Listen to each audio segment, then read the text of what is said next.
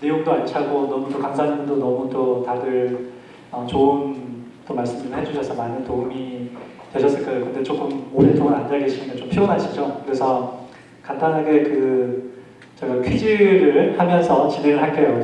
제 순서는 약간 좀 제가 덜 지루하시게 이게 1시간 정도 지나면은 이게 몸에 막 근육도 구려들고 힘들거든요. 그래서 제가 퀴즈식으로 진행을 하는데 그 상품이 있습니다. 그래서 잠깐만 제가 상품을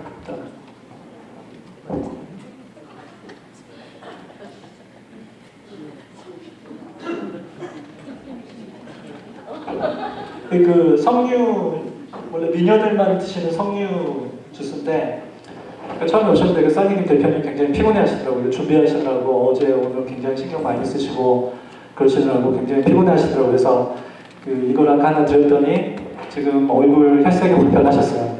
네, 그래서 퀴즈는 아주 간단합니다. 간단한 다들 아시는 내용들이니까 이렇게 가차없이 손을 들어주시면 됩니다. 조금만 빼요. 네. 첫 번째 질문은 증여랑 상속이랑 차이가 뭔지 혹시 아세요? 증여와 상속의 차이. 그냥 손 들으시면 되는데? 네, 맞습니다. 네, 생존 시에 그다음에 오늘 오늘 참석하신 분들 수준이 너무 높으셔가지고 질문의 수준을 좀 더 올리겠습니다. 네, 질문의 수준 좀 올릴게요. 제가 이제 오늘 첫 번째 이야기할 거는 이제 그러니까 지금 보면은 이제 오래 전에 이민 오셨는데 오실 당시에 한국에 있는 부동산을 정리를 못하고 오신 분들이 계세요. 그래서 뭐 한국에 있는 뭐 아파트도 있고 땅도 있고 이런 분들이 있으시고 오랜 세월이 지나서 한국도 이제 부동산 가격이 굉장히 많이 올라서 그런 부동산을 처분하거나 아니면 이제 자제분들한테 증여를 해줘야 되는데 어떻게 해야 될 것인가. 반대로 이제 미국에 있는 또 부동산을 한국에 있는 뭐 친척분들이나 또 자제분들한테 증여하고 싶은데 이걸 어떻게 해야 되느냐 이런 거에 대해서 말씀드릴 건데요. 이거를 이해하기 위해서는 한국이랑 미국의 증여세, 상속세의 차이점을 이제 아셔야 되는데 간단하게 설명을 해드릴게요. 혹시 한국과 미국의 증여세의 가장 큰 차이 중에 하나가 뭐냐면 누가 세금을 내느냐, 그러니까 증여를 하는 사람이 세금을 내느냐, 증여를 받는 사람이 세금을 내느냐 이런 차이가 있는데 혹시 한국에서는 증여를 하는 사람이 세금을 낼까요? 아니면 받는 사람이 세금을 낼까요? 네, 맞습니다. 받는 사람이 냈습니다. 네. 아니 보니까 지금 이게 미녀는 성매라고 해가지고 미녀분들만 맞추시는 것 같아요. 지금 맞추시는 분들이 전부 다 미녀분들이세요. 네, 한국에서는 받는 사람이 증여세를 내고 미국에서는 주는 사람이 증여세를 냅니다. 네, 그게 아까 이제 우리 변호사님이 아니시라고 그러는데 이제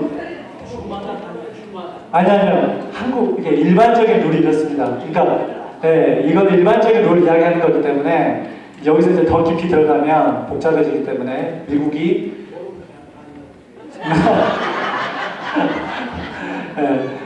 전 세계에서 이 상속세나 이 세법이 가장 복잡합니다. 그래서 말씀하신 대로 주마다 틀리는데 제가 지금 말씀드린 거는 일반적인, 너무 깊이 들어가는 거는 우리 변호사님한테 나중에 컨설테이션을 받으시고 일반적으로 한국에서는 받는 사람이 상속세를 내고 미국에서는 주는 사람이 상속세를 냅니다. 그래서 이거를 잘 이용을 하면은 한국에서 일어나는 상속세를 피할 수가 있어요. 이 기본적인 컨셉을 이해하고 계시면은 한국에서의 어떤 부동산의 자산들을 상속세를 많이 덜 내고 한국에서 미국으로 가져올 수도 있고 그러는데 그러면은 또 다른 차이가 있는데 이제 그 다음 슬라이드 한번 보시면 자 여기 보시면은 미국은 이게 도너는 이제 주는 사람이죠. 한국은 돈이가 받는 사람이 이제 그 세금을 납부합니다. 그리고 이제 한국 같은 경우는 또 어떤 큰 차이가 있냐면은 미국은 매년 13,000불씩 증여를 할 수가 있어요. 예, 한 사람들한테. 그리고 라이프타임으로는 다 아시겠지만은 그 Unified Transfer Tax Credit이라고 해가지고 543만 불까지 이렇게 증여를 할 수가 있는데 한국은 그게 없어요. 한국은 그게 없이 매 10년마다 리세팅이 돼요. 그게 무슨 말이냐면 한국은 10년마다 부부한테 6억씩 줄 수 있습니다. 부부끼리. 미국은 부부끼리 얼마씩 줄 수 있을까요? 혹시 아세요? 미국은 부부한테 자기 배우자한테 얼마를 줄 수가 있을까요? 네. 네, 무한대 맞습니다. 네. 네, 무한대 맞습니다. 근데 이것도 사실은 이게 이제 법을 깊이 들어가면은 뭐 이게 또 다 줄 수 있는 게 아니라 그 배우자가 시민권자냐 영주권자냐 이거에 따라서 틀립니다. 그러니까 이제 배우자가 시민권자일 때는 무한대로 줄 수가 있지만 이 배우자가 시민권자가 아닌 경우에는 또 이렇게 제한이 있습니다. 근데 일반적으로는 부부끼리는 무한대로 줄 수 있습니다. 그렇지만 잠깐 성류 아니 근데 마치 신분이 다 미인이세요. 네, 그래서 그리고 그 다음에 자녀들한테는 한국에서는 5천만 원뿐이 못 줍니다. 5천만 원이 넘어가면 그때부터 세금 계산이 됩니다. 근데 이거를 매 10년마다 다시 시작이 돼요. 10년이 지나면은 다시 배우자한테 6천만 원을 줄 수 있고, 6억을 줄 수 있고, 그 다음에 자녀들한테 그 5천만 원을 줄 수가 있습니다. 그리고 이제 미국 같은 경우는 굉장히 제너러스한 이런 법이 생겼죠. 뭐 최근까지는 100만 불까지 공제가 가능했었는데 지금은 2015년부터는 543만 불까지 이렇게 증여를 할 수가 있습니다. 그래서 실제 543만 불 자기 본인 재산들이 지금 재산이 자녀들한테 증여하셔야 할 재산이 543만 불 이하시면 이 증여세나 상속세 부분은 조금 걱정을 덜 하셔도 돼요. 거의 대부분 증여세나 상속세를 피해가실 수가 있으니까.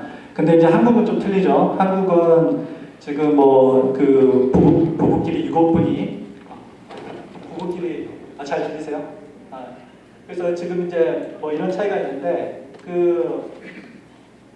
지금 이제 제가 잠깐 자리를 좀 넘겨갈게요. 그 다음 슬라이드로 잠깐 가보시면, 자, 그 다음 슬라이드로, 자, 이게 이제 한국과 미국의 증여 세율이거든요. 한국과 미국의 증여 세율을 보시면 이게 이제 누진세라고 해요. 예를 들어서 뭐 10,000불까지는 18%, 뭐 10만 불까지는 30%. 근데 실제로 이게 다 필요 없습니다. 미국에서는 누진세. 왜냐?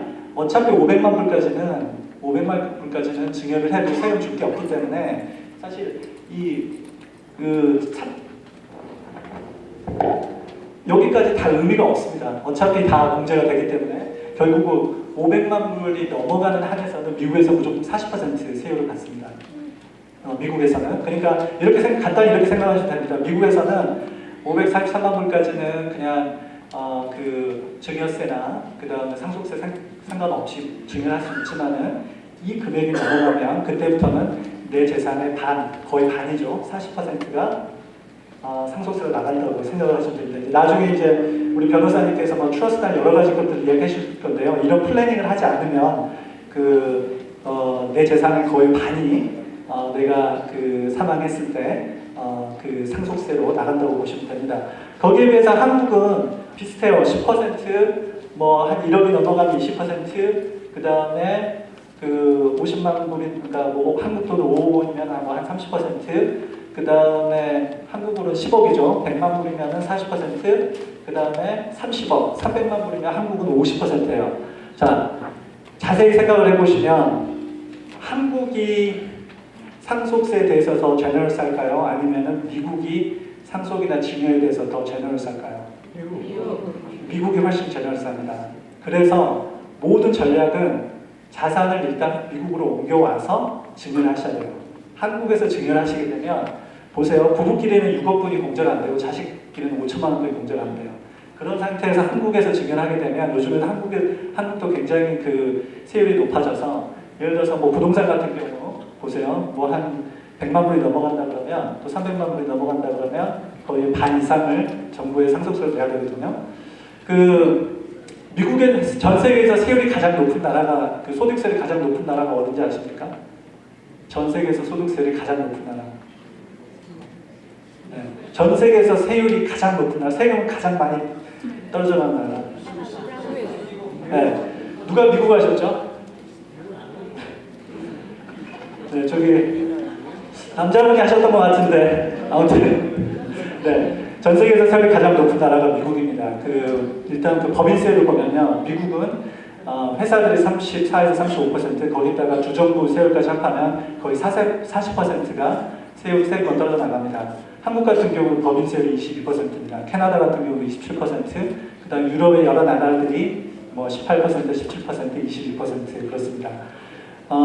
그렇기 때문에 저희가 이제 많은 미국에 나와 있는 한국 대기업들을 저희가 이제 고객들을 많이 하고 있는데요. 뭐 한국 대기업들 같은 경우 이제 본사에서 물건을 공장에서 만든 거를 사러 와가지고 이제 미국에다가 이렇게 파는데, 많은 대기업들이 미국 세율이 높기 때문에 미국에다 프로핏을 많이 안 남기려고 그래요. 그래서 미국에다가 프로핏을 최소한 남기고 한국에다 프로핏을 많이 남겨요. 그러니까 본사에서 물건을 사올 때 굉장히 비싼 가격에 사와요. 그럼 미국에서 마진이 얼마 안 남아요. 왜냐? 미국의 마진이 너무 많이 남겨버리면 40%가 세금으로 떨어져 나가기 때문에.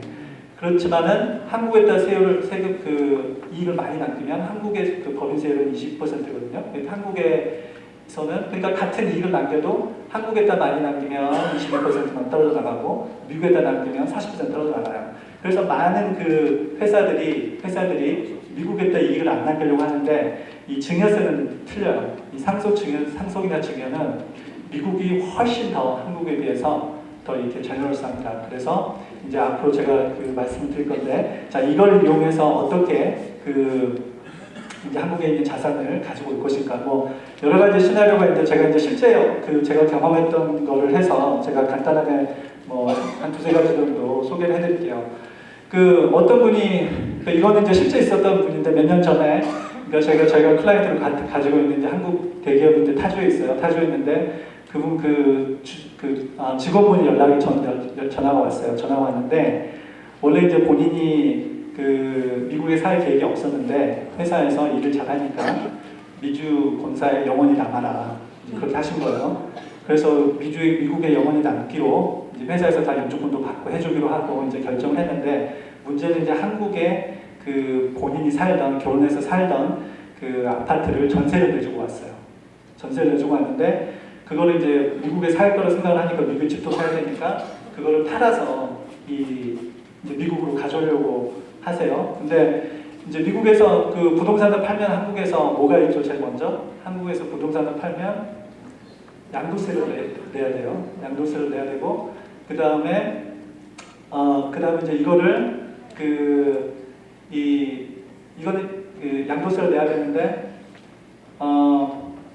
이 사람은 아까 지금 이제 저기 행장님께서 말씀하셨지만은 미국의 영주권자는 월드와이드 인컴에서 전 세계 소득에 대해서 다 미국에 보고를 해야 돼요. 다시 말하면은 한국에서 자기 아파트를 처분해서 양도세를 냈어요. 그렇지만은 이 사람은 미국 영주권자이기 때문에 그거를 다시 미국 세금 보고에 또 다시 보고를 해야 돼요.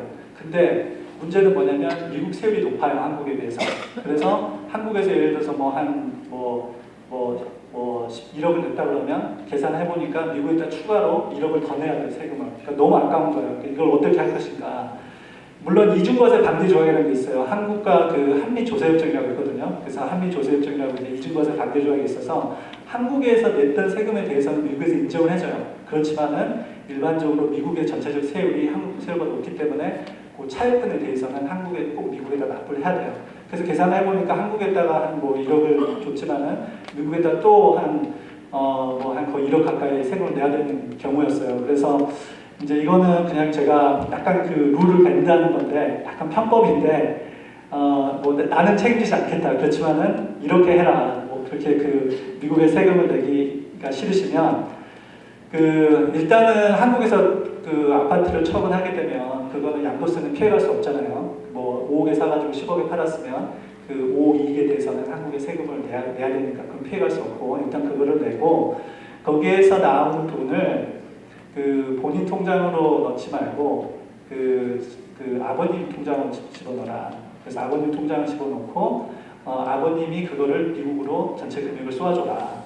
그리고 나서 돈을 받자마자 어떤 룰이 있냐면 비영주권자가 영주권자한테 10만 불 이상을 주게 되면 개인 세금 보고할 때 증여세 세금 보고를 해야 돼요. 10만 불 이하면 하실 필요가 없으세요. 그렇지만은 한국에 거주하는 비영주권자가 미국에 있는 영주권자나 시민권자한테 10만 불 이상 현금을 줬을 때는 반드시 세금 보고할 때 거기다 넣게 돼 있어요. 그래서 3550이라는 폼인데 개인 세금 보고할 때 아버님한테 증여를 받은 걸로 해서 그거를 증여로 보고를 해라. 그러면은 미국 국세청 입장에서는 이거를 증여로 보지. 그리고 비영주권자가 영주권자한테 무한 증여세 없이, 왜냐하면은 미국은 돈을 주는 사람이 세금을 내지 않습니까? 근데 돈을 주는 사람이 한국 시민권자예요. 그러면 미국은 과세권이 없어요.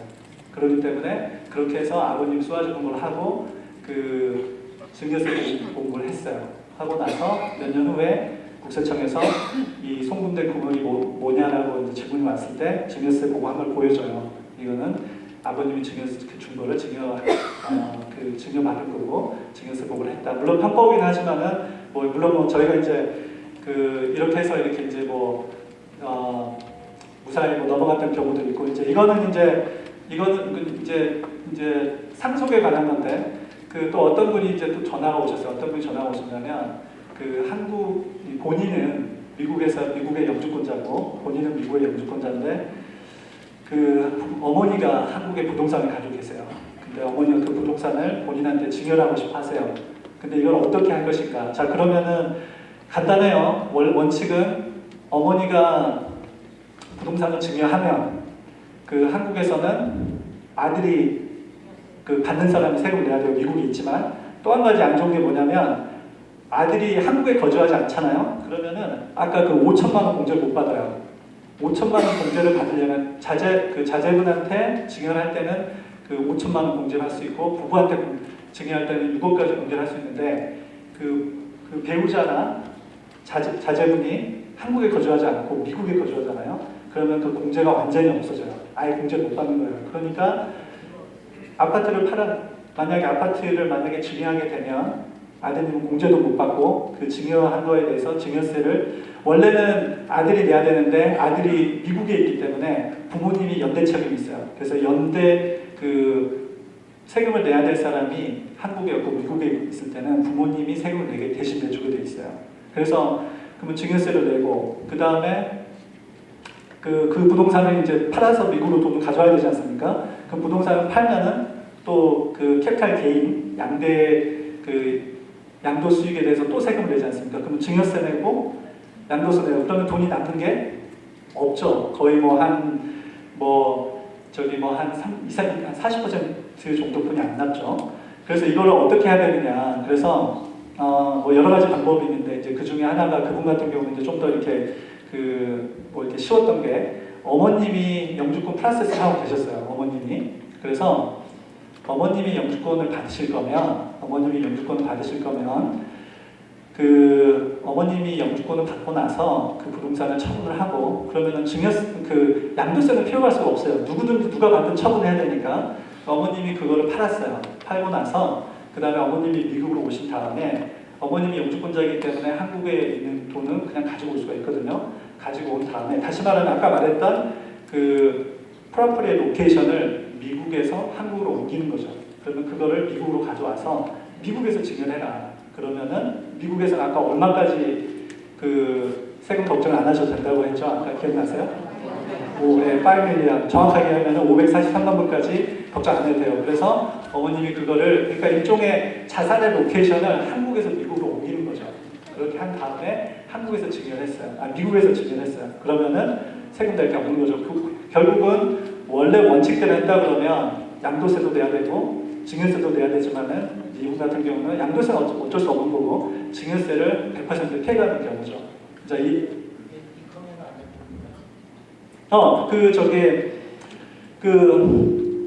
이제 양도세는 인컴으로 잡히죠. 네, 양도세는 어쩔 수 없죠. 양도세는 어차피 인컴으로 잡히기 때문에 한국에서 처분했기 때문에 한국에서 양도세를 내고 그 다음에 영주권을 받은 다음에 어머님이 미국으로 오신 다음에 그 돈을 미국으로 가져왔으니까 양도세는 한국에서 한 번만 내는 거죠.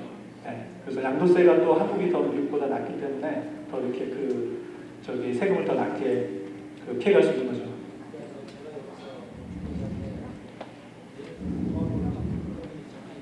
네네.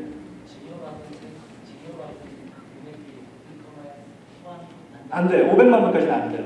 네, 500만 불 넘어가야 돼요. 그러니까 500만 불, 그 다음에 이제 두 번째 경우는 이제 반대 경우예요. 아까 제일 처음에 이야기했던 제가 30년 전에 이민 올 때, 아버지가 좀 땅이 있는데 깜빡하고 있었어. 근데 아버님 돌아가시고 나서 30년 지난 후에 연락이 오셔가지고, 어머니가 연락이 오셔가지고, 아버님이 네 앞으로 땅을 하나 주고, 이렇게 이제 물려주셨다. 그래서 그 땅이 있게 됐어요. 근데 이제 그 땅을 이제 오랫동안 가지고 있었는데도 본인도 나이가 들고 그래서 그거를 자식들한테 양도를 하고 싶어 하세요. 자식들한테 양도를 하고 싶어 하는데, 좀 이따 이제 제가 도표를 보여드릴 건데, 그 과세의 기준의 가장 첫 번째는 그 자산이 어느 나라에 있느냐 굉장히 중요해요. 그 나라가 거기에 있으면 무조건 그 나라가 먼저 과세권이 있어요. 그럼 땅이 한국에 있기 때문에 그 한국에 과세권이 먼저 있는 거죠. 그러면은 아들도 영주권자고 나도 영주권자예요. 아들도 미국에 살고 나도 미국에 살아. 근데 저 땅을 아들한테 주고 싶어. 근데 가장 좋은 방법은 팔고, 그럼 팔면은 양도세 내고, 그 다음에 또 증여를 한국에서 하게 되면 한국에서 증여가 이루어졌기 때문에 한국에 또 증여세를 내죠. 네, 그렇죠. 그래서 그러면 이걸 어떻게 하면 가장 좋을까요? 어떻게 하면은 간단하게 제가 이거 2개 드릴게요.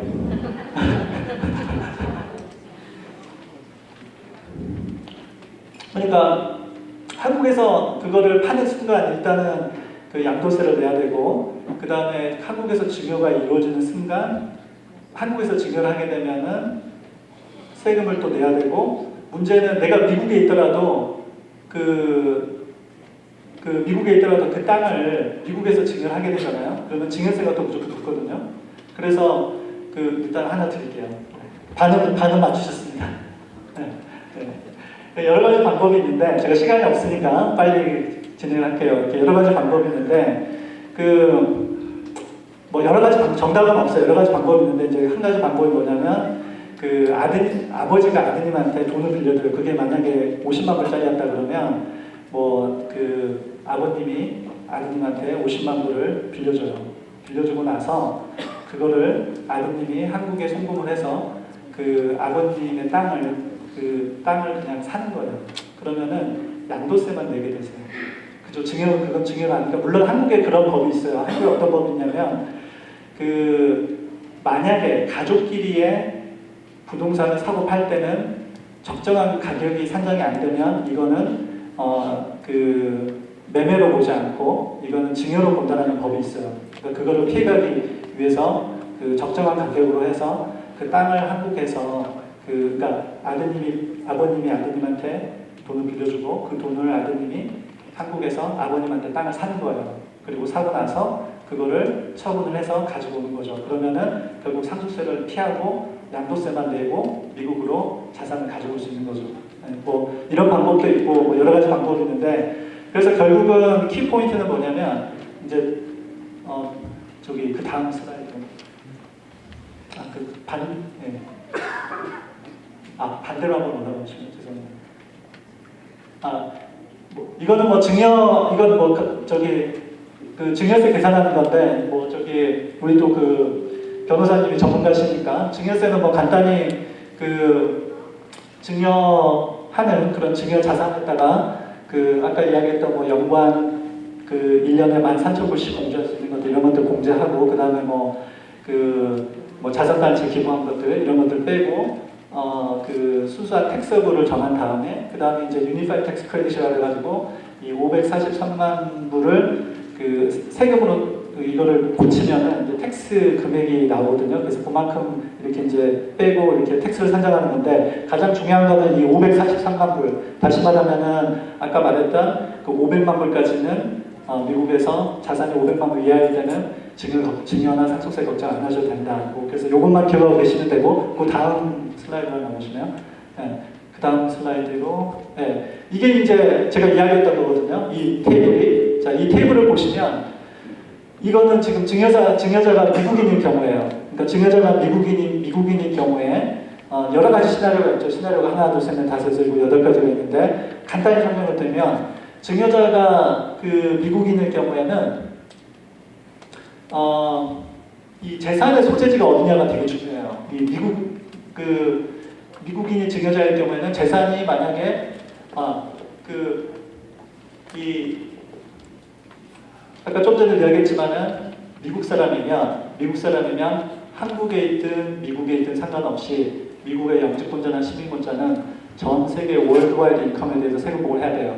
그게 이제 증여세도 마찬가지거든요. 증여나 상속세도 마찬가지로 그 증여가 어디에서 일어났든 미국 사람일 경우에는 월드와이드 인컴에 대해서 보고를 하게 돼 있어요. 그래서 증여도 마찬가지로 이 미국 사람일 때는 보시면은 지금 증여를 하는 사람이 미국 사람일 경우에는 미국에서 무조건 세금 보고하셔야 돼요. 증여세 보고. 그러니까 세금을 안 내시더라도 어차피 500만 불 이하면 세금 낼 필요가 없는데 세금을 안 내시더라도 무조건 증여세 보고를 하셔야 돼요. 한국에서는 어떠냐? 뭐가 중요하냐면 한국에서는 그 재산의 소재지가 어디냐? 만약에 한국에 있다. 재산의 소재지가 한국에 있을 경우에는 반드시 한국에서 증여세를 납부하게 돼 있어요. 증여세가 자동으로 계산이 돼요.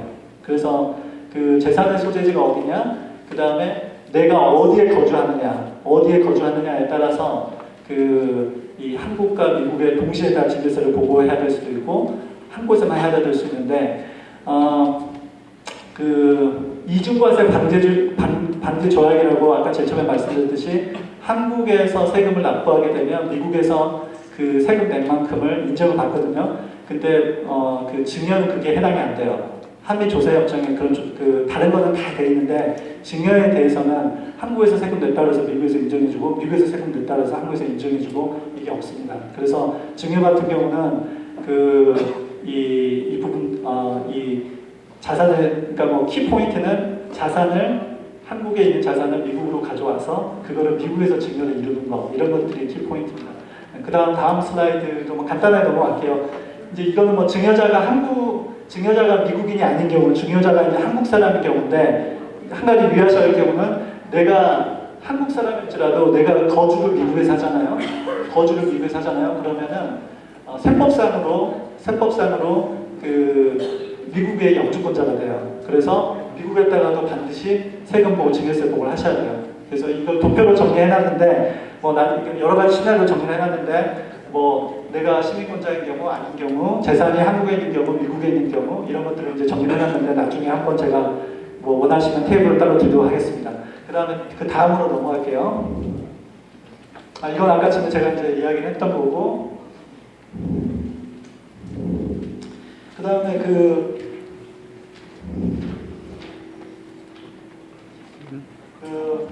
저희가 저기 103 익스체인지 넘어가기 전에 간단하게 먼저 한두 가지 말씀드리면은 이 지금 부동산 투자를 많이 하시는데 부동산 투자를 할 때 이제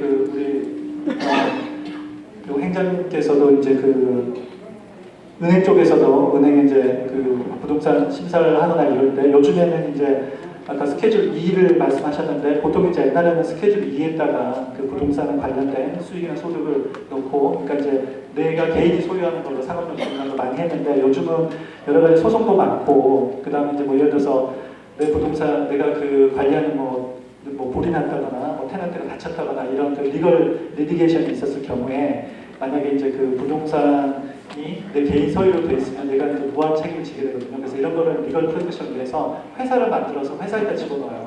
가장 많이 하는 게 이제 LLC를 만들거나 그다음에 에스코포션을 만들거나 그래서 회사를 만든 다음에 거기에다가 부동산을 집어넣고 내가 거기에 그 부동산에 지분을 제가 이제 갖는 거죠. 그래서 그거를 이제 증여하는 자제분들한테 증여하는 툴로도 사용하고 매년 몇 %씩 부동산 LLC 지분을 주는 경우도 있고 지금은 이제 부동산이 여러 개의 경우에는 시리즈 LLC가 돼가지고 LLC 하나에 각각 부동산 가지고 있는 부동산 10개라고 그러면 시리즈 1, 시리즈 2, 시리즈 3 해가지고 부동산을 넣은 다음에 위에 이제 그걸 하나로 만드는 시리즈 LLC를 만들기도 하는데 그래서 이제 이런 지금 이제 개인이 소유하기보다는 이런 회사를 셋업을 해가지고 부동산을 많이 소유하는데 이것도 실제 있었던 이야기인데 이제 저희 고객 중에서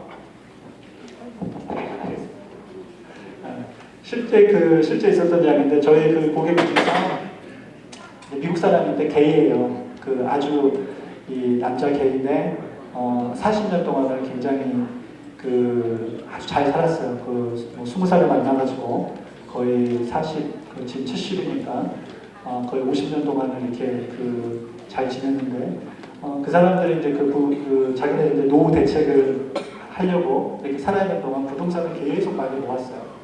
부동산을 계속 많이 모았는데 2007년에 파이낸셜 크라이시스가 일어나고 나서 부동산이 뭐 한 5, 60개 있었는데 한 5, 60개 중에서 한 30개, 한 40개가 다 이제 디폴트를 했어요. 다 날라갔어요. 다 날라갔는데 이제 그거가 다 날라가고 나서 여러 가지 문제가 생겨서 이제 저희한테 그거를 어떻게 해결해야 되면서 와서 봤는데 어떻게 돼 있었냐면 이 부동산 같은 경우는 일반적으로 제가 이제 아까 말씀드렸듯이 LLC나 뭐 이런 에스코포레이션 형태로 해서 이 부동산을 거기에 회사를 설립해서 부동산이 내가 소유하는 게 아니라 LLC가 소유하게 이런 식으로 형태로 많이 하는데 이전에 회계사분께서 부동산의 형태를 C코퍼레이션으로 그러니까 C코퍼레이션을 쓰다가 해가지고 그 C코퍼레이션에다가 C코퍼레이션이 부동산을 소유하는 걸로 해놨어요. 이제 그러다 보니까 이 문제가 뭐였냐면 이 많은 부동산이 잃어버렸단 말이에요. 그래서 어마어마한 손해를 봤어요. 어마어마한 손해를 봤는데 이 LLC나 이런 이 형태들은 그 손해가 내 개인 세금으로 다 흘러 들어오거든요. 개인 세금으로 흘러 들어와서 내 이제 소득이 뭐 10만 불 이하거나 뭐 15만 불 이하거나 그러면 내 그 인컴이랑 상계가 돼요. 그래서 내가 세금이 될 게 없어요. 근데 C코퍼레이션 같은 경우는 트랩이 돼요. 그러니까 그게 흘러 들어오지 않아요. 그냥 로스가 C코퍼레이션에 딱 묶여 있는 거야.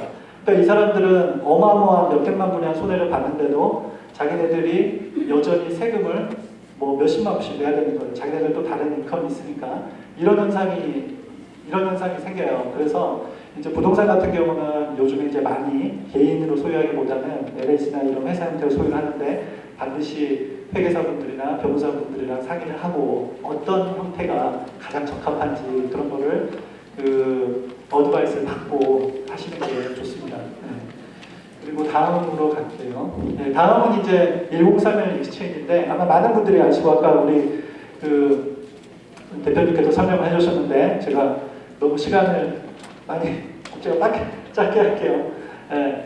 1031 같은 경우는 뭐 아무튼 많이들 아실 거예요. 근데 이제 1031을 하는 가장 큰 이유가 뭐 예를 들어서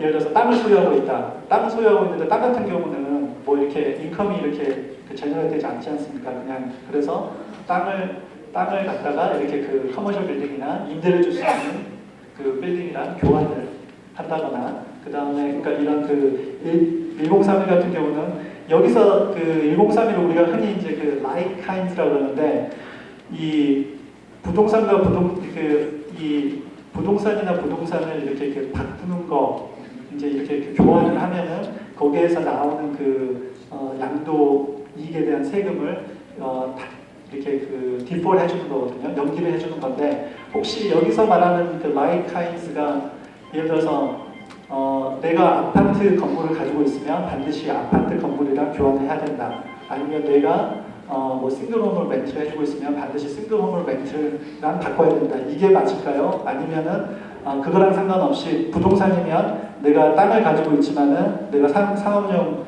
스트리트몰이랑도 교환을 할 수가 있고 뭐 그러니까 결국은 여기서 말하는 라이카인스가 또 동일한 타입의 부동산이어야 되는지 아니면 부동산이 다 되는지 혹시 어떤 게 맞는지 아세요? 네, 부동산이 다 되시죠? 네.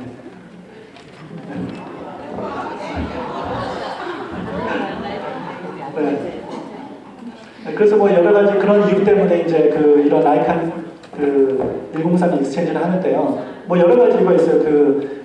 증여 목적으로도 많이 하세요. 증여 목적으로도 예를 들어서 부동산이 하나인데 그거를 쪼개가지고 자제분들한테 하나씩 준다든지 그 다음에 증여 목적으로 하는 좋은 게 뭐냐면 이게 이제 막 증여를 하게 되잖아요. 그러면은 내 부동산이 제가 500만 불 50만 불 주고 샀어요. 근데 이게 이제 지금 100만 불이 됐어요. 100만 불이 됐는데 이거를 만약에 팔면은 그 차액분이 50만 불 돼서 세금을 내야 되지만 만약에 이거를 그 증여를 하잖아요. 자녀한테 증여를 하거나 그 다음에 이런 그 라이트 익스체인지를 하게 되면은 그 차액분에 대해서 세금을 안 내고 계속 디퍼가 되는데 증여를 했을 경우에도 마찬가지로 자제분한테 증여를 했어요. 그러면은 자제분의 이거 베이스라고 그러는데 이 자제분의 베이스가 100만 불이 되는 게 아니라 50만 불이 돼요. 왜냐하면 증여를 받으면서 세금을 안 냈기 때문에. 근데 이거를 자제분이 나중에 100만 불에 팔잖아요. 그러면 그 50만 불에 대해 그 차익분에 대해서 세금을 내게 되거든요. 근데 이 라이프카인즈 익스체인지를 해서 증여를 한 다음에 만약에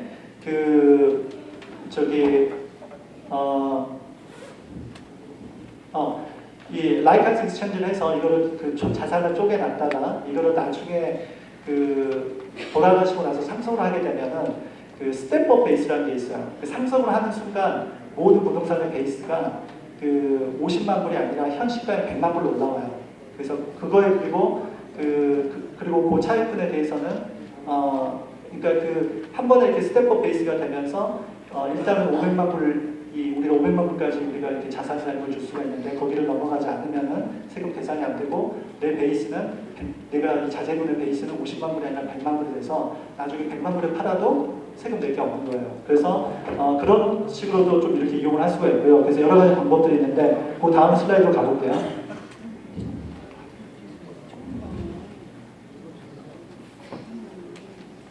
네, 지금 이제 아까 우리 대표님께 설명을 하셨었는데 내가 지금 부동산이 하나가 있는데 지금 이게 부동산이 너무 크다. 이거를 크니까 이거를 나중에 이거를 팔기도 불편하고 그러니까 조그만하게 왜냐하면 작은 것들이 임대도 잘 되고 그러니까 조금하게 이렇게 나눠서 이거를 임대를 해야 되겠다. 이럴 경우에도 이 103의 익스체인지를 사용할 수가 있고 그 다음 슬라이드 보시면은 또 이제 연세가 드시니까 로케이션이 너무 많으니까 이걸 매니지하기 너무 힘드신 거예요. 그러니까 이걸 갖다가 여러 데 있는 부동산을 아파트 빌딩 하나를 사가지고 그거 하나를 갖다가 매니지를 하자. 이런 경우에도 이게 좋은 툴이 되고요. 그 다음에 또 다음 걸로 가시면은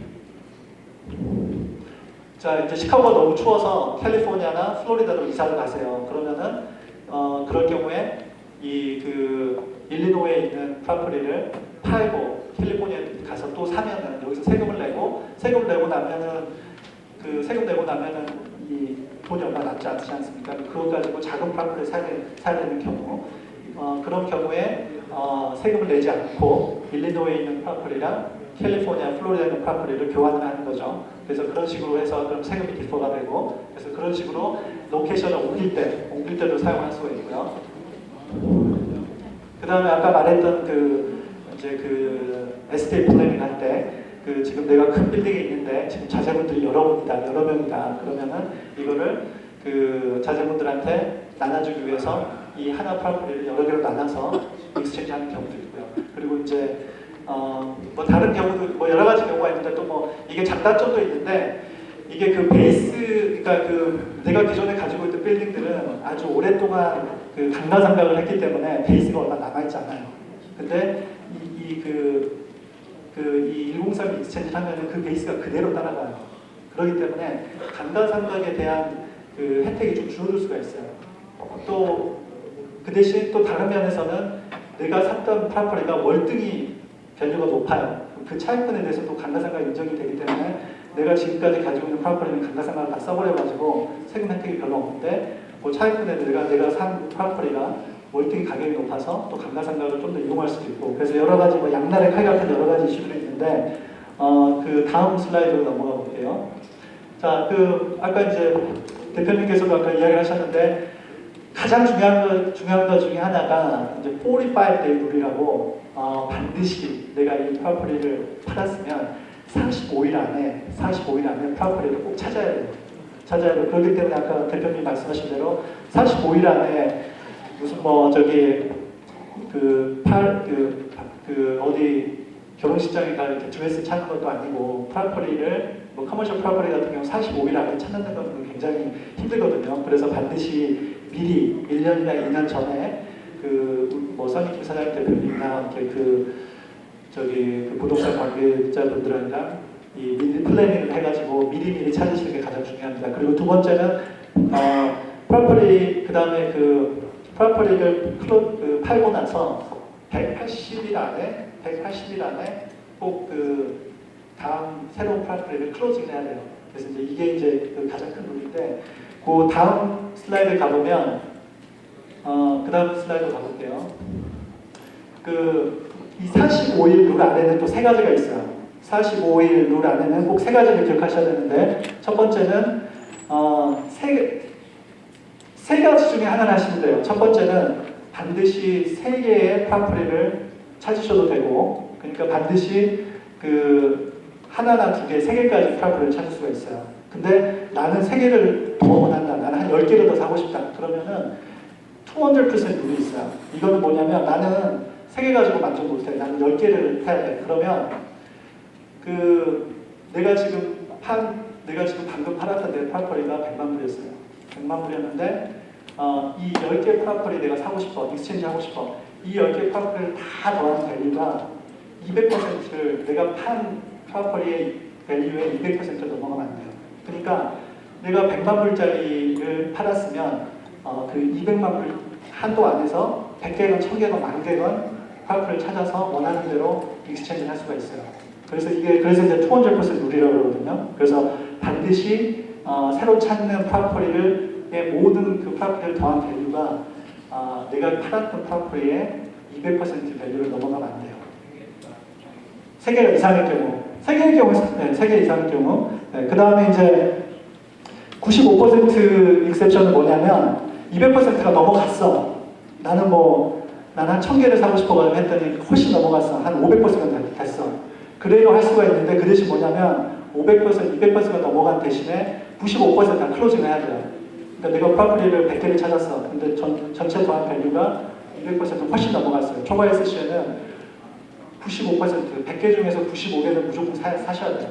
그래야지 인정을 받으실 수가 있으세요. 그래서 기억해 두실 거는 3 property 룰 해가지고 3개까지 찾을 수 있다는 거. 만약에 3개가 넘어갈 경우에는 200% 룰, 다 프로퍼리를 다 더한 밸류가 내가 현재 방금 팔았던 프로퍼리 밸류에 200% 넘어가면 안 된다는 거. 그걸 더 원하면은 더 원하실 수도 있는데, 반드시 그러면은 95%는 무조건 클로징 하셔야 된다는 거. 그래서 그 3가지 룰만 염두하시면 됩니다. 네. 그리고 다음 슬라이드로 가시면, 네. 그 다음에 이제 가장 중요한 것 중에 하나가 뭐냐면 이제 QI라고 해요. QI, Qualified Intermediary. 그래가지고 퀄리파이 된 부동산 중개자가 꼭 인발돼야 돼요. 그러니까 우리 써니김 사장님처럼 이렇게 경험 있는 QI가 꼭 있어야 돼요. 그래서 QI한테 QI가 이제 중간에서 모든 걸 다 어레인지 해주는 거거든요. 그러니까 결국은 이게 어떻게 되냐면, 이거를 부동산을 내가 팔 때 부동산 바이한테 파는 게 아니라 일종의 서류 형식은 QI한테 팔아요. 그래서 QI가 그거를 바이한테 파는 형식이에요. 그러니까 디렉트리 파는 게 아니라 QI가 중간에서 모든 역할을 해줘야 되거든요. 그래서 반드시 돈이 좀 들더라도, 돈이 좀 비싸더라도 그냥 어디 신문 보고 이렇게 QI를 고르시면 안 되고, 반드시 퀄리파이된 QI를 고르셔야 되고, 두 번째는 프로퍼리를 찾았잖아요. 그러면은 반드시 라이딩으로 노리판 해줘야 돼요. 그냥 전화해가지고 김 대표님 저 3개 찾았어요. 이렇게 하면 안 돼요. 반드시 라이딩으로 써서 노리파이를 해줘야 돼요. 그래야지 이게 나중에 디스퀄리파이가 안 되거든요. 그리고 그 다음에 세 번째, 다음 슬라이드로 가시면은, 네. 그래서 이거는 아까 말했듯이 부동산은 부동산끼리, 1031 익스체인지의 키포인트는 부동산은 부동산끼리, 그 다음에 이제 부동산 말고 이런 차나 장비나 이런 것들을 우리가 이제 이런 거는 퍼스널 프로퍼리라고 하는데, 이런 부동산이 아닌 이런 퍼스널 프로퍼리는 퍼스널 프로퍼리. 그래서 어떤 장비, 건설 회사들 같은 경우는 장비를 교환하는 경우도 있어요. 이렇게 포클레인 같이 이런 장비를 헝거를 새 걸로 교환하는 경우도 있어요. 그런데 여기서 말하는 라이카인즈는 반드시 부동산끼리. 부동산 형태는 중요하지 않아요. 콘도건, 콘도랑 커머셜 빌딩이랑도 바꿀 수 있고, 그 다음에 뭐 웨어하우스랑도 바꿀 수 있고, 스트리머로 바꿀 수 있고, 부동산이면 어느 교환이 가능합니다. 다음 슬라이드로 가시면, 네, 그래서 이제 제가 그 이그샘플 하나 드릴게요. 자, 아까 써니킴 사장님이 아까 말씀하셨는데, 자, 아직 상품이 남아 있습니다. 내가 집에서 5년 안에 2년을 살았어요. 2년을 살아서 내가 이 집을 뭐 그냥 0불에 계산하기 편하게, 지금 5니까 5가 되면 머리가 잘 안 돌아가거든요. 그러니까 계산하기 편하게 집을 누가 줬어요, 저한테. 그래서 그럼 제 베이스는 0이에요. 근데 이거를 갖다가 1.5 밀리언에 팔았어요. 2년을 살았고, 그 다음에 2년을 살았고 2년 반을 렌트를 해줬어요. 자, 그러면은 부부예요. 얼마까지 세금 공제를 받으실 수가 있죠? 아까 50만 불까지 할 수가 있죠. 제일 가까이 계시니까. 자, 50만 불까지 세금 공제를 받을 수가 있어요. 부부니까. 자, 일반적으로는 반드시 임대 빌딩은 임대 빌딩끼리 교환을 해야 돼요. 그런데 내가 사는 집이랑 그러니까 프라이머리 레지던스라고 그러죠. 프라이머리 레지던스랑 그 상업용 건물이랑 바꿀 수 있을까요? 지금 이제 예를 들어서 제가 저 아시는 분이 하일랜드 파크에서 아주 오랫동안 300만 불 집에 사셨어요. 5.5 밀리언짜리 집에 사셨어요. 근데 이제 다운사이즈 하고 싶으세요. 그래서 이거를 상업용 건물이랑 바꾸고 싶으세요. 바꿀 수 있을까요? 예. 될 수도 있고 안 될 수도 있어요. 안 되는 경우는 어떤 경우냐면 내가 거기에 계속 내 집으로 해서 계속 내 홈으로 해서 계속 살았어요. 그러면은 안 돼요. 안 되는데 내가 그걸 거기서 살다가 이분들이 이제 자식들도 다 떠나고 부부만 둘이 남았어요. 집은 어마어마하게 큰데 그래서 이거를 임대를 내주고 조그만한 버팔로 그룹에 있는 조그만한 그 아파트로 들어가셨어요. 그러면 임대를 내줬는데 2년 반 동안 임대를 내줬어요. 그러면은 이 건물은 자기 홈이었지만은 임대를 주는 순간 커머셜 빌딩이 돼요. 그죠? 그래서 자, 이런 경우에 이게 이제 1.5 1.5 밀리언이었어요. 1.5 밀리언이었는데 이분들 같은 경우 어떻게 됐냐면 50만 불에 대해서는 2년 동안 살았기 때문에 50만 불에 대해서 세금을 전혀 안 내요. 그리고 나머지 100만 불에 대해서는 커머셜 빌딩이랑 교환을 했어요. 그렇기 때문에 원래는 100만 불에 대해서 세금을 내야 되죠. 근데 세금을 전혀 안 내셨어요. 그래서 이분들은 두 가지를 다 이루신 거죠. 원래는 1.5 밀리언짜리 빌딩을 팔았으면 내가 공짜로 받았기 때문에 세금 캐피탈 게인 텍스 내고 그 다음에 좀 설명드리겠지만은 캐피탈 게인 텍스 플러스 depreciation recapture라는 게 있어요. 그거 뭐냐면은 이 상업용 건물을 사용을 하면 그걸 감가상각을 해서 매년 예를 들어서 그 상업용 건물 같은 경우 39년 동안 감가상각을 하거든요. 그리고 이게 이제 상업용 레지던셜 빌딩 같은 경우는 27.5년을 감가상각을 해요. 감가상각을 하는데 감가상각을 하는 순간 내가 예를 들어서 390만 불짜리 빌딩을 샀다 그러면 매년 10만 불씩 내가 세금 혜택을 보는 거예요. 공제를 하는 거예요. 그렇기 때문에 이거를 팔게 되면 국세청에서 그 감가상각에 대해서 이코노믹 베네핏을 받으니까 그거에 대해서 리캡처를 해요. 그래서 그거에 대해서 다시 또 세금이 정산이 돼요. 그래서 그걸 이제 디프리시에이션 리캡처라고 하는데 이제 그것까지 감안을 하게 되면 많은 세금을 내게 돼요. 근데 이분 같은 경우는 세금을 한 푼도 안 내고 본인이 살던 집을 커머셜 빌딩이랑 교환을 해서 그걸 지금 임대소득 스트림몰을 사서 거기에서 임대소득을 받고 본인들은 다운사이징을 하셔서 작은 아파트에 살고 계세요. 이제 이런 경우인데 여기 이제 똑같은 경우인데 50만 불에 사가지고 50만 불에 사가지고 1밀리언에 팔았어요. 그러면은 캐피탈 게인이 얼마죠? 50만 불에 사서 100만 불에 팔았어요. 그러면 캐피탈 게인이 얼마죠?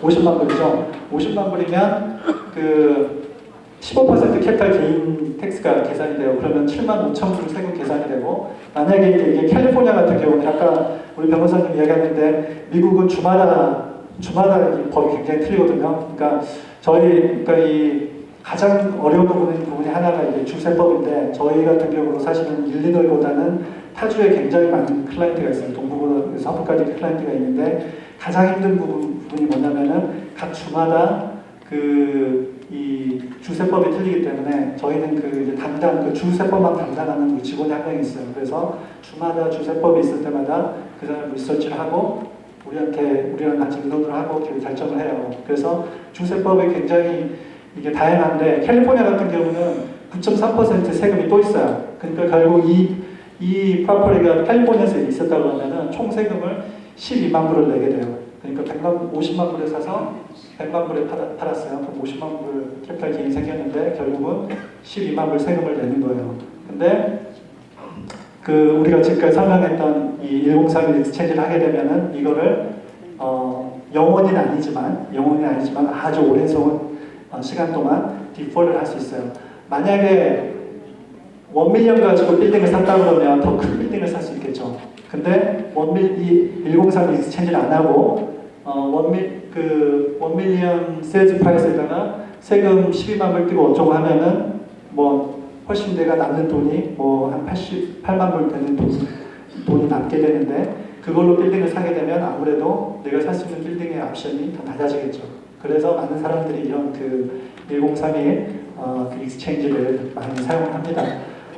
그리고 두 번째는 그러면은 지금까지 설명드린 1031의 이제 컨셉이 내가 프로퍼티를 팔고 그 다음에 45일 안에 프로퍼티를 찾아서 180일 안에 클로징 하는 거였는데 좋은 물건이 나왔어요. 놓치고 싶지 않아. 그래서 이거를 덥석 샀어요. 그러니까 팔기 전에 사버렸어. 이럴 때도 가능할까요? 1031이? 안 될까요? 가능할까요? 네. 정답 우리 변호사님께 드리겠습니다. 네, 가능합니다. 이걸 이제 리버스 익스체인지라고 그러는데 너무 좋은 이 프로퍼티가 있어가지고 그냥 덥석 사버렸어요. 그럴 경우에도 반대의 절차를 밟으면 됩니다. 45일 동안 그 순서를 반대로 밟아서 180일 안까지 클로징을 하면은 이것도 가능합니다. 네, 근데 이제 좀 위험하죠. 왜냐하면 짧은 기간 안에 모든 거를 해결해야 되니까 좀 위험한데 이것도 가능합니다. 네, 그리고 중요한 거는 반드시 내가 지금 새로 이렇게 익스체인지 하려고 하는 프로퍼티가 반드시 내가 지금 이 처분하는 프로퍼티보다 밸류가 비슷하거나 높아야 돼요. 더 낮은 걸로 갈 수는 없어요. 반드시 비슷하거나 높아야 되고 그 다음에 론이나 모기지는 별로 중요하지 않아요. 근데 내가 이런 익스체인지 하는 과정에서 내가 캐시를 받았다. 돈을 내가 좀 꺼내 썼다. 돈을 받았다 그러면 그걸 이제 우리가 전문용어로 이제 보시라고 그러거든요. BOT라고 그러는데 보시라고 그러는데 이 캐시가 인벌브가 되면 두 가지예요. 그러니까 캐시를 어떻게 받았냐 이런 거 여러 가지 시나리오가 있는데 완전 디스퀄리파이가 될 수가 있고 캐시를 받는 그 금액 한해서만 세금이 정산이 돼요. 그러니까 1031 익스체인지 할 때는 반드시 이런 캐시나 이런 것들을 전혀 이렇게 QI한테 항상 QI가 모든 걸 관리하게 하고 급하더라도 QI한테 가가지고 내가 10일 한 달만 쓰고 돌려줄게 이렇게 해가지고 그 돈을 빼서 다시 QI한테 준다든지 이렇게 하시면 안 됩니다. 네. 그 다음에 다음 다 끝난 것 같네요. 네, 아무튼 감사합니다. 리빙 트러스트도 있고 랜드 트러스트도 있고 크로미 트러스트도 있고 라이프 인슈런스 트러스트가 무지무지하게 많아요. 근데 이제 그 트러스트를 목적은 우리가 이 트랜잭션을 하면은 예를 들어 가지고 부동산을 사고 팔면은 내 개인 이름으로 할 때는 이게 레코드에 다 나타나는 거고.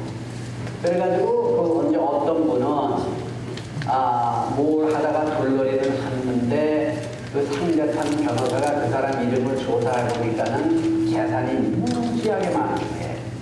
그러니까는 고소하는 변호사들은 재산 많은 사람을 제일 좋아하거든요. 그러니까는 이제 그 사람이 메인 캐릭터는 아니지만 재판에 그냥 뭔가 끌려들어가는 거예요. 그러니까 이런 거를 방지하기 위해서 이 부동산을 살 때는 그 LLC나 그 트러스트를 이용하는 게 아주 좋습니다. 그 다음에 이제 또 그 이스테이트 플래닝에서 가장 더 중요한 게 내가 내 재산을 어떻게 쓰라, 누구한테 줘라, 이거를 디렉션을 할 수가 없을 때, 그렇게 하라고 내가 지시를 할 수가 없을 때가 생겨요. 그때는 내가 무슨 갑자기 정신이상이 생기든지, 그 다음에 교통사고로 인해 가지고 의식이 불명이 된다든지 이럴 경우를 대비해가지고 이 파워 오브 어터니를 꼭 만들어 놓으셔야 돼요. 그래서 이 스테이트 플래닝 중에 한 가지 중요한 게 파워 오브 어터니입니다. 그리고 파워 오브 어터니는 재산에 관한 게 있고, 그 다음에 메디칼에 관한 게 있고, 그 다음에 라이프 서포팅에 관한 파워 오브 어터니가 있어요. 그러면은 예를 들어가지고 1970년대에 뭐 70한 50년대에 그 캐런 큐런이라고 뉴저지에서 아주 21살 먹은 이쁜 아가씨인데 21살 먹은 이쁜 아가씨인데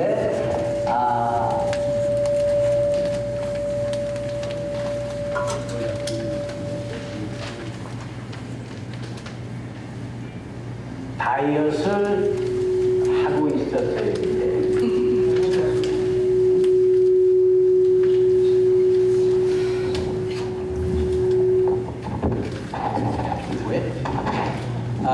들고 하랍니다.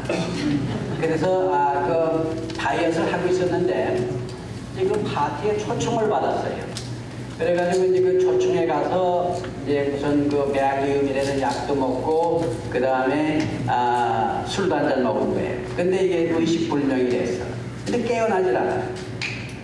그래가지고 그 병원에 가가지고 그 이제 뭔가 라이프 서포트에 의해서 숨만 쉬고 있으니까는 이게 돈이 엄청 들잖아요. 그러니까 내 부모가 그 doctor를 띄워주시오 하니까 스테이트 어터니가 야 네가 무슨 사람 가시야 사람 죽이고 살리고 이렇게 안 돼.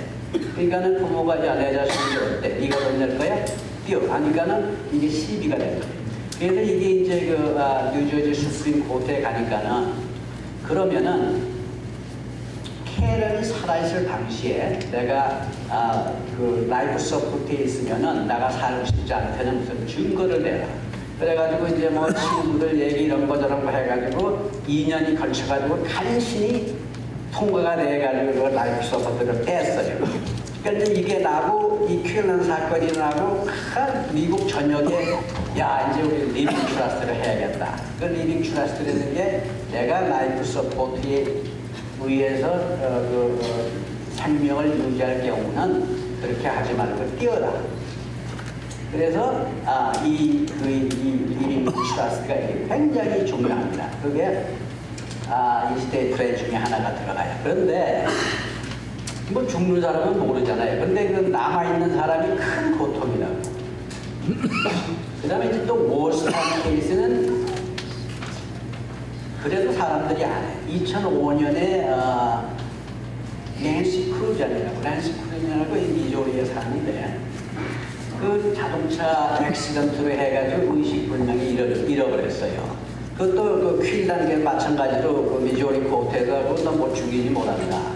그래서 US 수프림 코트를 4번이나 왔다 갔다 하고 이게 7년 만에 그러면 라이프 서포트를 띄워라. 그러니까 7년 동안 그 부모가 어떻게 됐겠어요? 모든 재산 다 날아가고 고생은 고생대로 하고.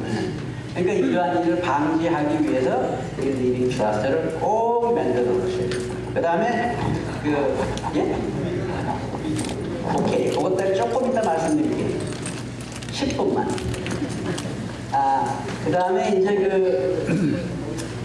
또 중요한 게 프라이버시 액트라 그래가지고 내가 예를 들어서 알러지가 있어.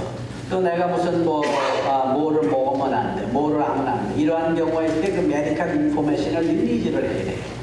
근데 그거를 특정한 사람한테 그거를 해도 좋다는 내 허가가 없으면 안 해준다고. 그러니까 그것도 꼭 하셔야 돼. 예. 이게 내가 살아있을 때는 문제가 안 되지만 내가 갔을 때는 남아있는 사람이 이 두 가지 설과 없기 때문에 무지무지한 고통을 당합니다. 그 다음에 이제 이 리빙 트러스트의 또 한 가지는 재산 분배를 어떻게 하느냐. 이게 가장 문제거든요. 근데 이 재산 분배는 돈, 기회, 사람이 다 관련이 되어 있잖아요. 근데 이 재산 분배를 잘못하면은 형제간의 원수가 되고 형제간의 심한 경우는 죽이고 살리고 이런 겁니다. 그러니까는 이 재산 분배를 참 생각을 잘 하셔서 해야 된다. 근데 재산 분배는 두 가지 방법이 있어요. 하나는 그냥 outright, 그냥 줘버리는 게 있고, 하나는 트러스트에 넣어주는 게 있어요. 예를 들어가지고, 우리 아들이 있는데, 이 아들은 참 놀기 좋아하고 그래. 근데 우리 손녀, 손자가 있는데 얘네들 똑똑하고 공부도 잘해. 그러면 이런 경우에는 그냥 주는 게 아니라 트러스트에 집어넣어요. 그래서 이 재산이 내 아들이 살아있는 동안은 아들이 거기서 나오는 돈 가지고 생활하고 잘 먹고 잘 살지만 네가 죽으면 그거 애들한테 간다. 그러니까는 그 아버지가 팔 권리도 없고 또 누구한테 다시 줄 권리도 없는 거예요. 그럼 내가 계획했던 대로 네가 다 먹고 살고 그 다음에는 내 손자한테 가는 거라고. 이게 트러스트의 역할이에요. 그러니까는 굉장히 중요한. 그 다음에 이제 또 대부분 모델이 위를 쓰면 될 거 아니냐. 그 위를 써도 돼요. 위를 써도 되지만 위이 많은 재산이 관련된 데는 반드시 싸움이 일어납니다. 그 킴버리 클락이라고 왜 그 크리넥스 회사 있죠? 그 회사가 그 아들딸들이 옛날에 그 할아버지가 돌아가셔가지고 상속 때문에 재판을 17년 했어요. 예? 그래가지고 17년 해가지고 나중에 돈 남은 게 얼마인가 보니까는 뭐 7만 몇천 불인가 남았어요. 그럼 누가 다 가져간 거예요? 변호사들이 다 가져간 거예요. 그러니까는 고소는 하면 안 돼. 고소는 이겨도 그 정신적인 고통이라든지 또 돈 나오는 거라든지 이런 걸 보면은 그렇게 바람직한 게 아니에요. 그 다음에 그것도 윌로 하면 안 되는 게 뭐냐면 윌은 이 퍼블릭 다큐멘트, 윌은 내가 죽으면은 윌을 법원에 등록을 해야 돼요. 그러면 그 등록을 하면은 또 30일간 공표를 해요. 최윤수가 죽었으니까는 최윤수한테 빚받을 사람은 30일 내에 코र्트에 신청을 해라. 광고를 한다고요. 예. 그렇게 되면은 조금이라도 받을 그 있는 사람들은 무조건 파일하는 거예요. 특히 그 재산이 많은 경우에는 이제 이렇게 해가지고 세를 하자 뭐 하자 이렇게 되죠. 그게 이제 좋은 예가 하나가 그 텍사스 오일 타이거, 그분이 재산이 어마어마하잖아요. 오일 컴퍼니 회장님이시니까. 근데 돌아갔는데 그 재산이 젊은 와이프한테 거의 다 갔어요. 그러니까 아들, 딸 먼저 와이프들이 다 걸로 넘어진다. 그러니까 이제 그런 거를 방지하기 위해서는 트러스트가 좋아요. 트러스트는 이거는 개인 다큐멘트이기 때문에 공개가 안 된다. 그러니까 예를 들어가지고 내가 어떻게 하든지 해서 나누는 것들이 있어요. 그 다음에 이 중에서 랜드 트러스트. 이 랜드 트러스트는 미국에 5개주밖에 없어. 그 다음에 그게 일리노이주하고 제일 활동이 많은 게 일리노이, 캘리포니아, 플로리다 3주. 그러면 랜드 트러스트는 왜 좋으냐 하면은 내가 부동산을 가지고 있는데 고소를 당하면은 내가 그 부동산을 팔 수가 없어. 왜냐면 릴이 돼 있대. 타이르 컴퍼니가 그러지 않아. 이걸 재판 끝날 때까지 하든지 아니면은 반대를 하든지 그러라고. 그렇게 되면은 내가 팔 수가 없잖아. 예를 들어가지고 내가 부동산을 10개를 내 이름으로 가지고 있어. 그런데 한 부동산에 때문에 문제가 생겨서 고소가 생겼다고. 10개 다 못 파. 그러니까 부동산은 절대로 개인 이름으로 가지고 있는 게 아니에요. 그 다음에 부동산은 특별한 예를 제외하고는 코퍼레이션으로 가지고 있어도 안 됩니다. 그 다음에 부동산은 이 일리노이나 플로리다나 캘리포니아 사시는 분은 랜드 트러스트가 제일 좋습니다. 한 3년 전에 나쁠 때 내 손님 한 분이 한국분 아니고 외국분인데 중소기업을 하다가 이거 이제 내가 문 닫고 회사를 더 운영할 수가 없다. 그래서 어떻게 하면 좋겠냐? 그게 너 캐시 얼마 있냐? 그러니까 다 털면은 한 30밀리언 정도 된대. 아 그래? 그럼 너 그 30밀리언 캐시로 해가지고 키웨스트에 가서 집 사. 그 30밀리언 주고 집 산다고. 그죠? 캐시로. 그리고 플로리다 이사 가서 1년 살고 인컴택스 1년 파일하고 그 다음에 뱅크라 파일해. 플로리다는 집은 익셈션이 된다고. 예. 그리고 내가 플로리다에서 뱅크라 파일하고 1년 있다가 캐시로 30밀리언 주고 집 샀으니까 키웨스트에 그 팔면 30밀리언 아니에요. 그죠? 빚 하나도 없고. 그래. 또 그런 방법도 있어. 이게 네? 몰랐죠? 또 한 가지는 한 2, 3년 전에 이 쇼세일이 많았잖아요. 그죠? 그 다음에 그 쇼세일은 어떤 그 랜더들은 너 이거 사면은 6개월이고 뭐 6개월이야? 3개월이야? 6개월 못 팔아. 근데 이제 이분이 캐시를 많이 가지고 이제 인베스트를 하는 분인데 이거를 어떻게 돌아가는 방법이 없습니까? 있죠. 그거 어떻게 하냐? 랜드 트러스트로 사세요. 그러면 랜드 트러스트 사가지고 그 베네피셜 인터레스트를 팔면은 등기가 안 돼요. 그래서 그 은행이 이게 팔았는지 안 팔았는지 모른다고. 왜냐면 그 패시빌리라고 해가지고 그냥 이 종이 한 장만 등록이 되어 있대. 그래서 이 랜드 트러스트는 굉장히 쓸만한 거예요. 그 다음에 예를 들어가지고 내가 집이 있는데 이거를 예를 들어서 10사람한테 쪼개서 주려고 그래. 그죠? 그러면 이걸 내 이름으로 가지고 있으면은 할 수는 있지만 아주 복잡해. 예. 그래서 랜드 트러스트로 하면은 간단하다고. 내가 거기다가 한 문장 한 2줄만 써놓으면은 내가 원하는 대로 다 되는 거예요. 이게 비용도 적게 되고 법적인 보호도 되고. 예. 그러니까는 이제 앞으로 그 부동산에 투자를 하시려면은 내 이름으로 하지 말고 클로징 하기 전에 랜드 트러스트를 열어가지고 랜드 트러스트 이름으로 하시라고. 왜? 그거를 내 이름으로 사가지고 그 다음에 랜드 트러스트에 넣게 되면은 그 흔적이 나타나요. 흔적이. 내한테서 나한테로 간다. 그러면 그 재판을 하게 되면은 변호사들이 그 트랙을 서치를 합니다. 이제 이 사람들이 무슨 어떻게 됐냐 그러면은 웬만하면은 그거를 다 트레이스를 할 수가 있어요. 그래서 이 일리노이에는 그 fraudulent transaction 그 법이라고 해가지고 재판이나 또는 누가 나한테 빚을 받으려고 고소를 하는 데는 의의가 있기 때문에 내 자산을 뭐 자식한테 준다든지 뭐 그러면은 안 돼. 그게 무효야. 근데 이제 한 번은 옛날 때 그 와이프하고 자식한테 다 줬어요. 그래가지고 이제 그 상대방에서 그걸 고소를 했는데 이거는 프로즈런 액트에 관계가 되는 거다.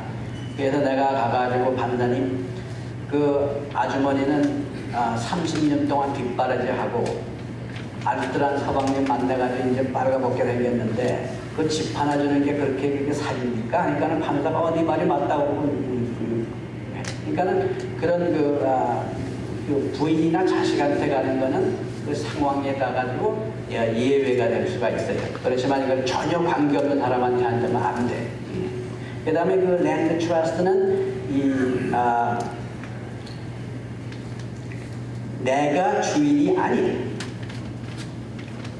나는 only 거기 랜드 트러스트에서 나오는 데서 베네핏만 받을 수 있는 거지. 주인은 예를 들어서 시카고 랜드 트러스트면은 시카고 타이틀의 랜드 트러스트.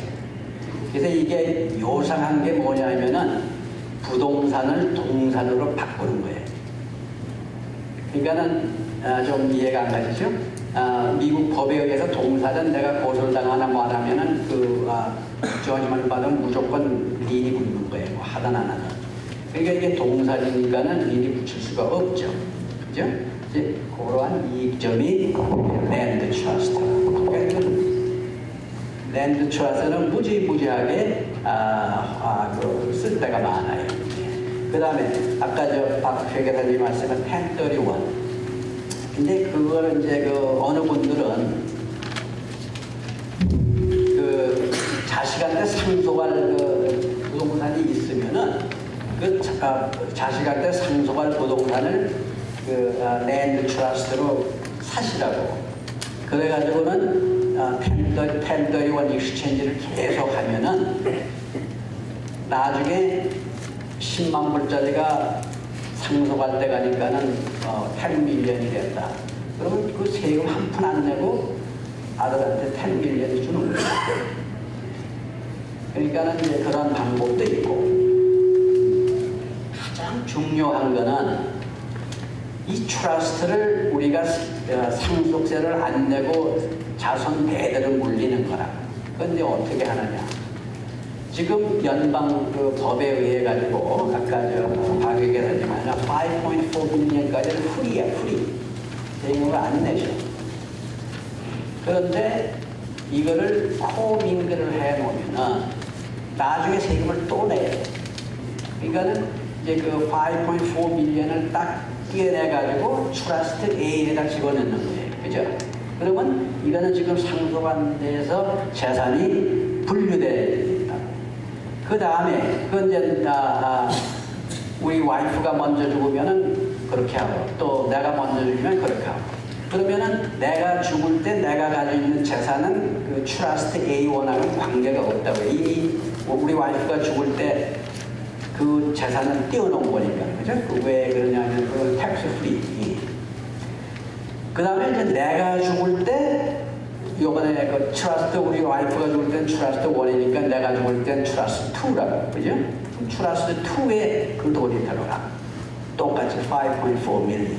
그럼 10.8 밀리언이 세금 없이 자손한테 상속이 됐다고. 그죠?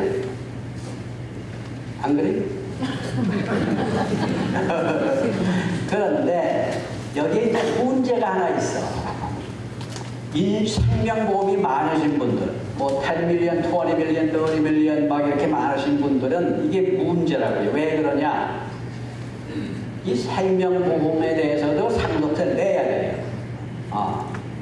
그래가지고 이제 그게 뭐 와이프가 베네피셔라면 이제 와이프한데 그게 와이프에 대한 엑스클루전이 있어요. 근데 이제 그거는 왜 안 좋으냐 하면은 다음 세대에 가서 낼 때, yeah, you have to pay tax anyway.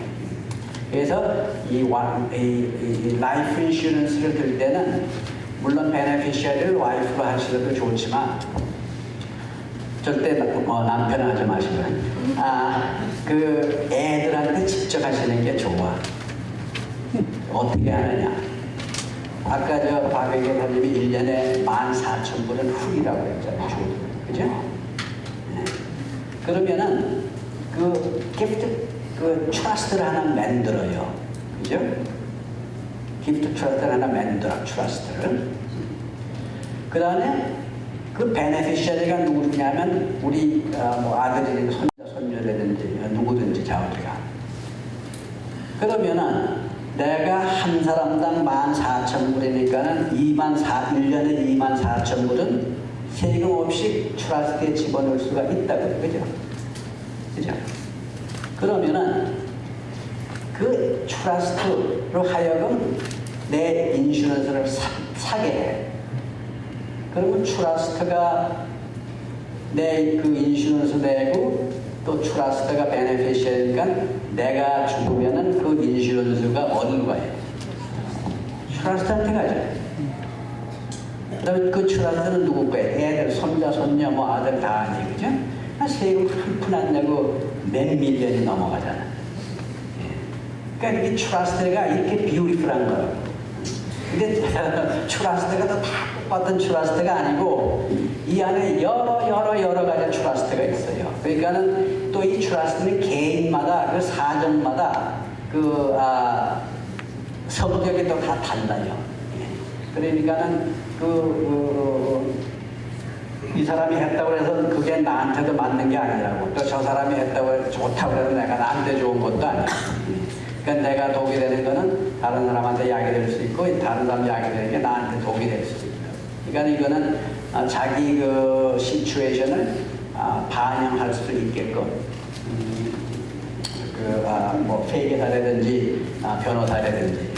근데 제가 대개 이렇게 저 손님들하고 얘기해 보면은 변호사들을 안 믿어. 그러니까 그 왜 그런 말씀하시죠? 그러니까 우리 회계사님 이렇다 그러던데요. 그 회계사님 더 믿고 변호사는 안 믿어. 그럼 제가 그러죠. 여기 회계 때문에 오셨습니까? 법률 때문에 오셨습니까?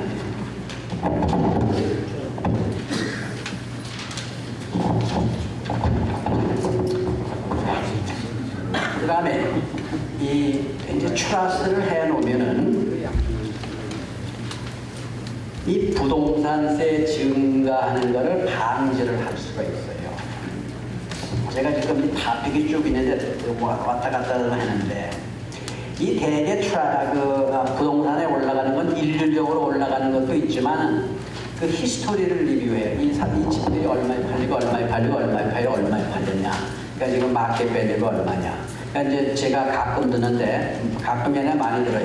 우리 옆집에는 택스가 2만 불 내는데 나는 왜 3만 불입니까? 응? 근데 왜 그러냐면은 3만 불 내는 분은 근래에 사시는 거고 2만 불 내는 건 옛날부터 사시는 분이에요. 그래서 그게 달라요. 왜 그러냐면은 이게 자주 팔고 사고 하면은 그 마켓 밸류에 대해서 세금이 나오거든요. 근데 이 랜드 트러스트를 하면은 그 값이 내가 샀을 때 값이 똑같아. 알 수가 없다고. 그러니까는 이 아주 랜드 트러스트가 그러한 면도 제거되고, 그 다음에 아까 말씀드렸듯이 개인에 대한 정보도 구해되고, 그 다음에 변호사들이 사람을 고소할 때 뭐 고소해달라고 다 해주지 않거든요. 우선 고소를 하면은 그 사람이 돈이 있나 없나를 조사를 해요. 그러면 돈이 없으면은 고소해봤자 그냥 고소만 하지. 그러니까 안 한다. 그러니까는 그러한 그 고소를 방지하는 용어로도 쓸 수 있는 게 이 랜드 트러스트라고. 여기 뭐가 많이 나와 있네. 그래서 이제 그러한 이제 문제를 하고, 그 다음에 법원에 대한 재산방, 이게 프로베이시라고 아까 얘기하는 그 윌을 말씀하셨잖아요. 그러니까 그 윌은 간단해야 돼. 나 자식 A, B, C 있고, 여기 내 자산이 뭐 않는 거는 만일 내 자산이 있으면은 이거는 트러스트로 보내라 그러면 끝이에요. 왜 그러냐? 트러스트는 이게 개인 다큐멘트이기 때문에 아무도 모른다고. 그 트러스트에 이 내가 재산을 어떻게 하라고 하면 되는 거예요. 그러니까 윌로다가 재산 분배 이런 거 절대 하는 거 아니에요. 이거는 괜히 빚쟁이들만 초청한다고 안 나오고. 그 다음에 재산 증명서의 감면계, 이건 제가 말씀드렸죠. 이 트러스트를 이용해가지고 재산을 인슈런스 트러스트를 한다든지, 그 다음에 AB 트러스트를 하는데, A 트러스트는 내가 감면마다 5.4 밀리언을 따라놓고, 그 다음에 또 내가 죽었을 때는 다른 B에 5.4 밀리언은 10.8 밀리언이 세금 없이 상속이 되는 거라고. 그 다음에 가장 다시 말씀드리겠는데, 라이프 인슈런스 트러스트가 아주 중요해요. 그게 아무것도 아닌 것 같지만 손녀, 뭐 아들, 딸 나중에 커가지고 학교 편하게 다니려면은 아주 그게 중요한 그 중에 하나라고. 예.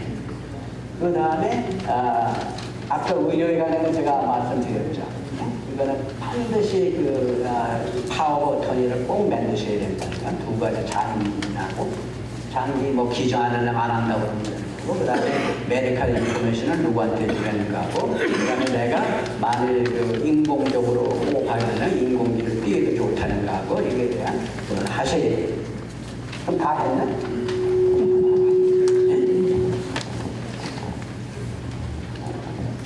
이건 그 다음에 이제 아까 제가 랜드 트러스트를 계속했는데, 개인정보 보호하죠? 그 랜드 트러스트로 복수받는 치고 제가 얼른 개인정보는 그 랜드 트러스트를 하면은 랜드 트러스트 넘버가 나와요. 그 넘버로 등록이 되지 내 이름으로 등록이 안 된다고. 그렇기 때문에 그 재산을 찾아봐도, 내 이름을 찾아봐도 재산이 나오지를 않아. 뭐만 나오냐? 아무것도 안 나와. 그러니까는 변호사가 보수 안 한다는 거야. 그 다음에 판결에 대한 채무이 아까 제가 말씀드렸죠? 이 랜드 트러스트는 부동산을 동산으로 바꾸는 거라고. 그래가지고 내가 저지먼트를 받아도 그게 오르메리 따라오지를 않아요. 아까 얘기 드렸죠? 내가 10개 가지고 있는데 내 개인으로 다 가지고 있으면은 하나만 못 쓰면 나머지 못 팔아. 근데 랜드 트러스트 가지고 있으면 해당이 그 다음에 용이한 양도. 아까 제가 말씀드렸죠. 내가 누구한테 주고 싶다. 그러면 랜드 트러스트를 가지고 있으면은 뭐 10개를 쪼개도 되고 100개를 쪼개도 되고 얼마든지 하실 수 있어요. 그 다음에 이제 그 개인정보 보호는 아까 저하고 마찬가지인데 이거는 세일이 나와요. 아까는 살 때 정보고 이거는 팔 때 정보예요. 팔 때 정보면 저 사람이 캐시 얼마 가지고 있구나. 이게 나오는 게 되는 거죠. 부동산의 증가 반면이 아까 이제 말씀드렸죠? 제가 그 트랜잭션 히스토리가 안 나오기 때문에 그 어세서가 봐도 이게 얼마에 사고 얼마에 팔고 되지가 않는다. 그 옛날 것만 그냥 나옵니다. 그 다음에 용이한 부담은 대투자. 예를 들어가지고 버거킹이 이제 그 프로퍼티를 팔 때 컨디션이 많아요. 예를 들어가지고 뭐 여기는 10년 내에 우리가 팔면은 뭐 햄버거집을 못 한다든지 뭐 이제 이런 게 많다고요. 그 다음에 이제 또 예를 들어가지고 아니고 산지 6개월 내는 못 판다. 이제 그런 거를 다 커버하기 위해서 쓰는 게 또 이 랜드 트러스트. 바로 있나? 감사합니다.